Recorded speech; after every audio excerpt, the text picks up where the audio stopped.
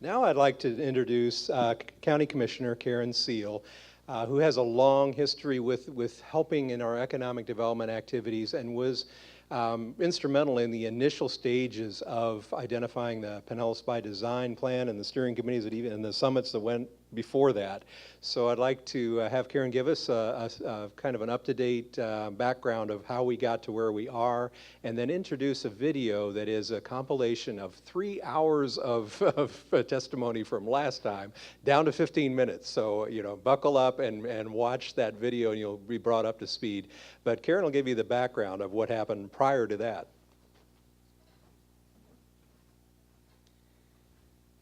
Good morning and welcome to our Economic Leadership Symposium.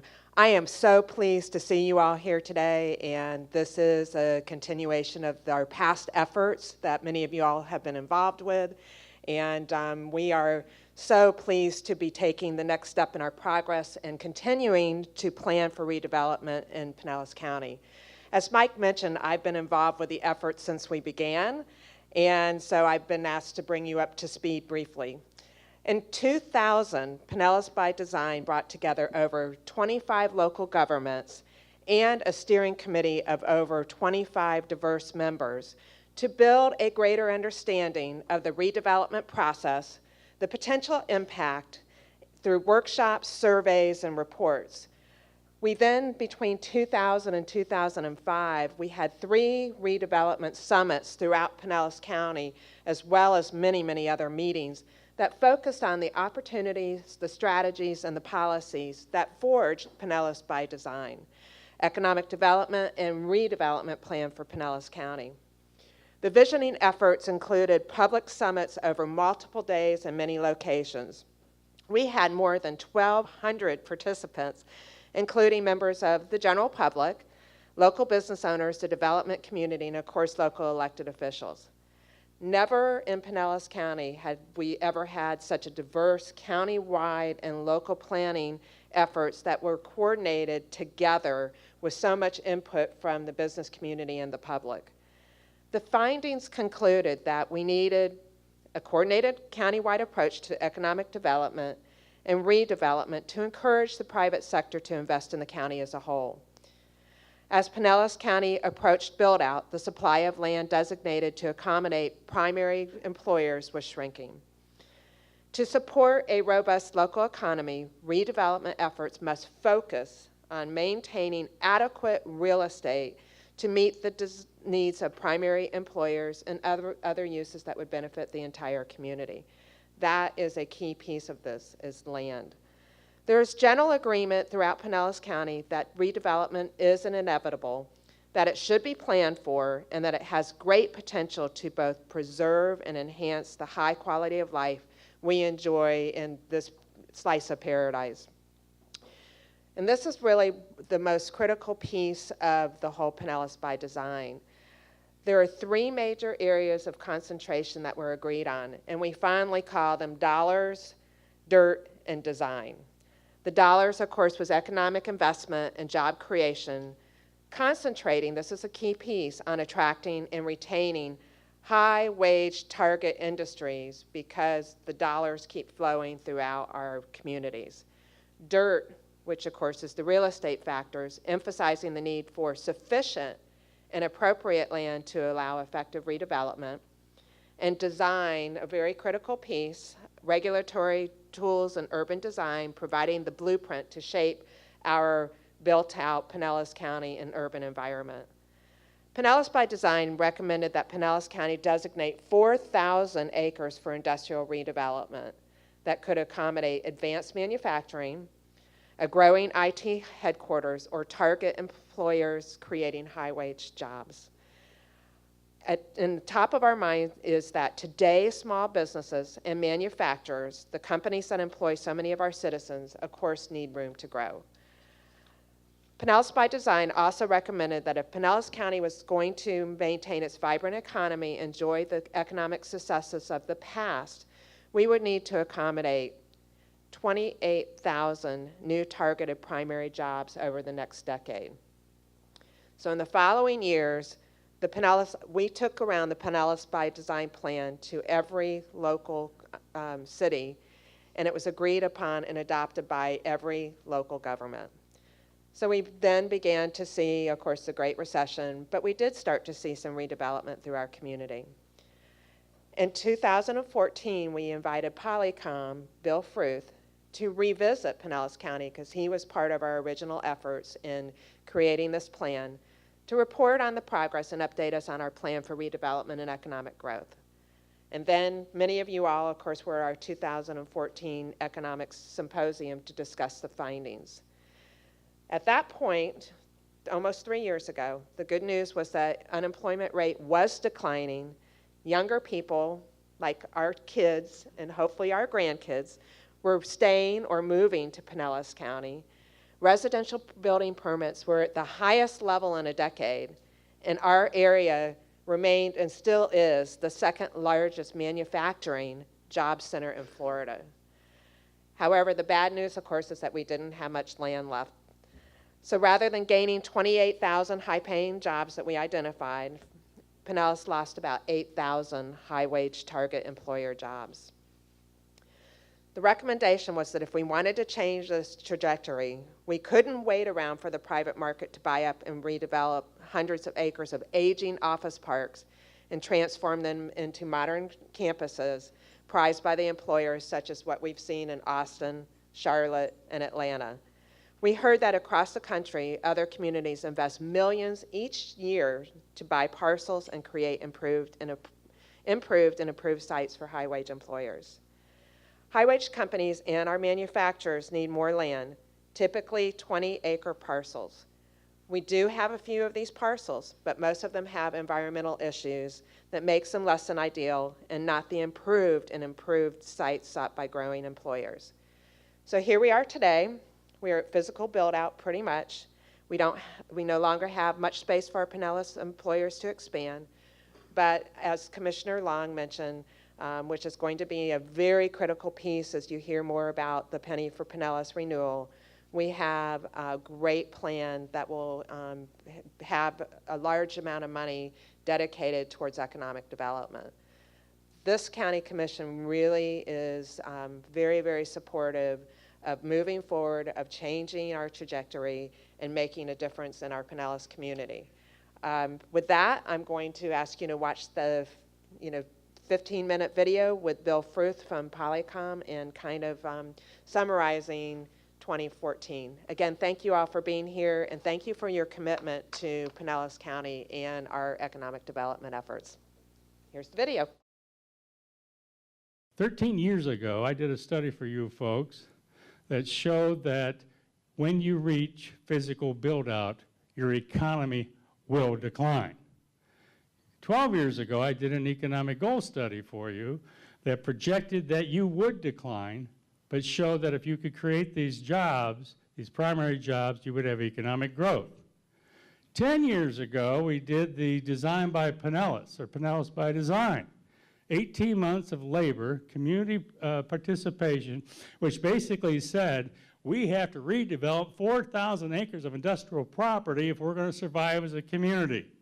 That was in 2005, 10 years ago. Folks, today, if a company wanted to come to this community, or if you had an existing company that needed 40 acres upon which to build a campus-style environment and hire 2,600 people and be paid $85,000 a year, they can't come here. And they can't stay here because you don't have a place for them to go. And that's the reality of it. All the wealth of a community is in a bucket. And this, in Pinellas County is a community and has a bucket of wealth. And this money goes back and forth from person to person, business to business. Throughout this bucket, the whole series of thousands of transactions occurred. This money follows the path of a three-dimensional spider web as it gets mixed and churned within a community. But there's a problem. There's a hole in the bucket. And the wealth of a community is being drained from it. Every time you purchase an automobile, a good share of that money goes back to Nashville, or Detroit, or Tokyo, wherever the car was made. Every time you go on vacation, buy a shirt or a pair of shoes, make your life insurance premium payment, money leaves your economy and goes to those economies in which the product was manufactured, the service performed. The wealth of a community is constantly being drained from it, and there's nothing you can do to stop it. Eventually, it will all go away. So what does a community have to do? Well, it has to import new, rejuvenating wealth into its economy. Well, how do we get money into an area? Well, this is principally done through the business activity of your primary or contributory industries. They sell their goods or services outside the area, thus importing wealth to a community. Typically, about 25% of the people who work in an area work for companies or enterprises that are contributory, and 75% feed off that activity. Typically, only about 5% of your businesses are contributory or primary, and 95% feed off the money being brought into an area.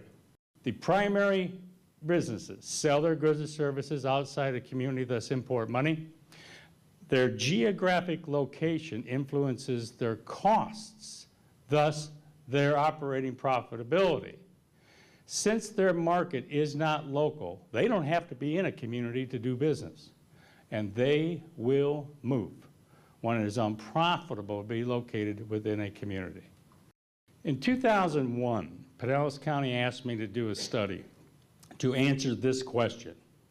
What is the economic impact upon Pinellas County of reaching physical build-out? And the answer to that question is pretty simple. The Pinellas County economy will begin to decline when it reaches build-out. Because every community in the United States of America that reached economic build-out began to decline. In 2002, the county asked me to do a goals study. And the first step in this process is to project into the future what your economy will look like if you do nothing. And this is what I projected you to be. This is the 1990s. This is 1990, and you had some of the greatest economic growth of any area in the United States. So we begin here about 2000, 2001, and I predicted you would level off in employment roughly 2008 and begin to decline in jobs by 2013 and 2012. I set a reasonable goal.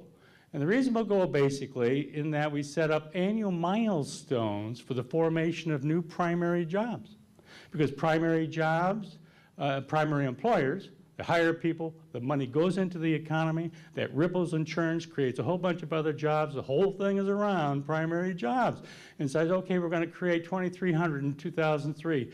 24, this is similar to what I did for Shasta County, but this is reasonable because these are just about what you did in the 1990s on an annual basis. It can't be achievable. So over this 10-year period, you're supposed to create 28,000 new primary jobs. If you did that, this is what the line would do. This is the goal line is right here. Instead of declining, you would go up to about 730,000 jobs if you reached those milestones for primaries. Well, what happened? Well, this year, a couple months ago, I was asked to evaluate how the county reached those milestones. A performance evaluation, basically. On an annual basis, did you reach the creation of those new primary jobs? Well, guess what? No. In 2003, you're supposed to create 2,300, you lost 1,700. You're supposed to create 2,400, lost 2,500. Lost one here, gained 3,400, lost 147, lost 4,400, lost 57. You total them all up. Instead of having a net gain of 28,000, the county lost 8,000 primary jobs. Growing in quality is equally as important as growing in size. Let me tell you what I mean. This goes to the great myth. The great myth is any new job will help the economy. I've heard this all my life. You know, when I was in economic development, oh, you know, go ahead and get that, you know, get that company in here, even though they pay minimum wage. You know, they'll create jobs and everything else. And this is in Palm Beach County. So my God, where are they going to work? And when I was mayor, he said, oh, create any kind of job. Any kind of job will help the economy. Well, when you consider quality of the economy, you have to really question whether or not that's appropriate. Baseball will teach us the lesson on the quality of a local economy. And let me tell you what I mean. Suppose you have a baseball team. These are the batting averages of your players. Now, this is a fantasy team.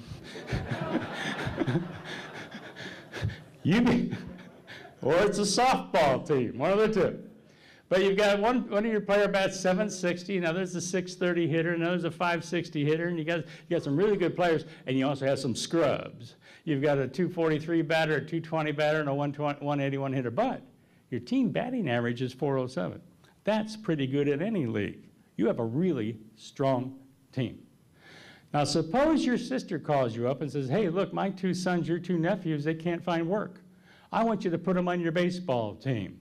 You ask the question, are they any good? No, they're not any good, but put them on the team anyway. So you do, and you add them to the team, and guess what? She was right. One bats 220, and the one's an 181 hitter. Now, in this league, everyone has to play. By adding these two weak players to your team batting average went from 407 down to 369, a decline in quality. Suppose you like this idea of having a lot of players on your team, and you decide to trade your best player, your 760 hitter, for 3 players that bat 220. And you make the trade, and you got this biggest team in the league now, your best player left, you got the weaker players joining the team. You got bigger, but your team batting average dropped down to 305. Team got bigger, but the quality of the team declined. Let's go back to the beginning. And suppose your 2 best players, your 760 hitter and your 630 hitter, contract expired last night. You forgot all about it. They left the team on a bus. They're in Albuquerque by now because they have a new employer. You haven't had time to replace them. So in this league, you have to have at least 9 players, so they're supposed to come and at bat an automatic out. As a result, your team batting average goes from 407 down to 252 in a volatile manner. Well, these are baseball batting averages. What does this have to do with local economies? Well, they are actually average earnings per worker relative to wages. And in a strong economy, they maintain a ratio of high-wage jobs to low-wage jobs, maintaining a strong average for the area. In this economy, they created more low-wage jobs relative to high-wage jobs, and the quality of their economy, the average in the area, declined. In this economy, they lost high-wage jobs, but created a whole bunch of low-wage jobs. They have a real big economy, but the quality has declined significantly. And in this economy, they lost high-wage jobs so fast, there wasn't even enough money hanging around to create the low-wage jobs. So how do we improve a local economy? It is really simple. Create more primary industry jobs which pay a wage higher than the national average wage. What is the single most important issue relative to causing economic growth? It is the availability of improved, approved industrial real estate. There is nothing more important than this. And when I say improved, that means all the infrastructure is there, it is site ready. Approved means all the zoning and planning issues have been resolved. Essentially, you can get a building permit for a 300,000 square foot factory in 90 days, because that's what all the other communities are doing. That's your competition. Economic development is ultimately a real estate transaction. The single most important issue relative to economic development in the site selection process is having an actual site. If you do not have, as a result of build-out sites, then your existing companies cannot expand in your county and new companies cannot come here. As a result, over a period of time, existing facilities will become unusable by these companies and they will have to leave the area. Consequently, the economy will decline. Remember Pinellas by Design? In 2005, that document, that plan that we spent roughly 18 months trying to create recommended 4,000 acres within your county for redevelopment for industrial purposes. Industrial is an economic term. It talks about activity, wealth-generating activity. That's what industry is. And so we talk about industry, we're talking about our primary employers, industrial land. It can be for a corporate headquarters, which can be vertical. It can be a low-rise, 3, 4, 5, 6, 7-story campus-type complex for research and even financial headquarters. And horizontal, which is typically manufacturing, which is what? The biggest industry in this county. So industry is a place for primary employers to locate. So they identify some 4,000 acres that could be used for redevelopment. And this is the major recommendation. And this is the recommendation we're going to have some time to talk about. To meet the real estate needs, to build the economy, the community needs to acquire, own, and redevelop at least 500 acres of industrial property in strategic locations, not where the community wants them to go, but where the companies want to go over the next 10 years, and reserve this property for primary employers, because the private sector has absolutely no interest in doing this. And this is out of the Pinellas by Design booklet. This shows this ratio of economic impact to the value of real estate. With industrial here, that the highest economic impact is industrial, primary employers. The highest value for real estate, which is at this point, is a retail corner. The pressure for the owners, and I don't blame them, this is all business. You want to get the best price for your money. The last thing they want to develop is an industrial. All you have to do is just remember these 5 summary points and you can go home. Primary industries cause economic growth. The county has declined as a result of losing primary jobs. The county can have quality economic growth. Primary industries cause a problem. You decline because you lost the jobs. You can have quality economic growth. Economic growth follows the path of least resistance. So in summary, built-out areas need to redevelopment. Communities need to create industrial areas to prevent their economy from declining and to cause economic growth. I think you've got a good idea of the complexity of the economy and the impact that the quality jobs have on the overall economy and that really bring benefit to all of society. To bring you a few numbers on what's happened in the few years recently with the recovery of the economy, we have done better. We've added about 3,500 jobs in primary high wage employment over the last 4 years, from 2014 to 2016. And the manufacturing economy has recovered, added about 1,000 jobs, and the average wage is $59,000 in our manufacturing industry. This is considerably higher than the manufacturing wage around the country, even because of the quality and the high-tech nature of our employment, the medical devices and the defense and aerospace industry that's based here. The fastest growing segment of our economy over the last 4 years has been lodging and food service.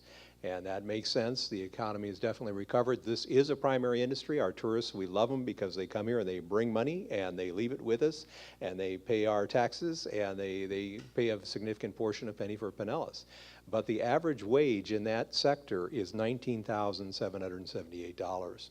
So that's a significant difference, and what we're trying to do is make sure that we increase the amount of money in the economy so that all sectors benefit, because those high wage employers go out and they buy personal services and dry cleaning and childcare and everything that we need in the local economy, and that's what keeps the money rolling.